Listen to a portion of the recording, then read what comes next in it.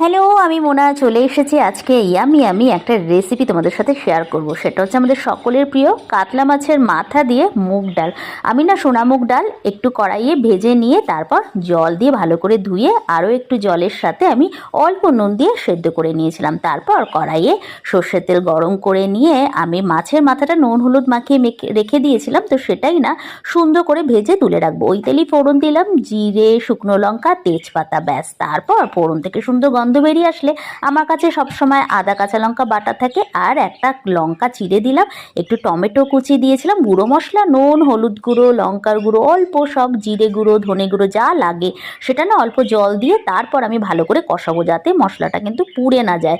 তারপর সুন্দর করে দেখো একদম কষে গেছে, টমেটোটাও একটু গলে গলে গেছে, পুরো গলিয়ে দেওয়ার দরকার নেই কারণ ডালের সাথে তো ফুটবেই।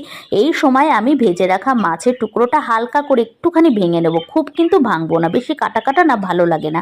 তারপর তার মধ্যে অল্প একটু চিনিও দিয়েছিলাম, মশলার সাথে ভালো করে আরও একটু ভাজা ভাজা করে আমি ওই যে সিদ্ধ করে রেখেছিলাম ডাল সেটা দিয়ে দিলাম। আর ডালটা কিন্তু হাতা দিয়ে একদমই আমি ঘুটে দিইনি, সেটা দেওয়ার পরে প্রয়োজন মতন জল দিয়ে টকবক করে আমি ফুটতে দিয়েছিলাম। ব্যাস দেখো রান্না কিন্তু একদম শেষের দিকে। শেষে আমার নিজের হাতে বানানো গরম মশলা গুঁড়ো আর আমার হাতের বানানো ঘি সেটা ওপর থেকে দিয়েছিলাম। খুব ভালো লাগে। আর এটার সাথে খেয়েছিলাম বেগুনি। টাটা।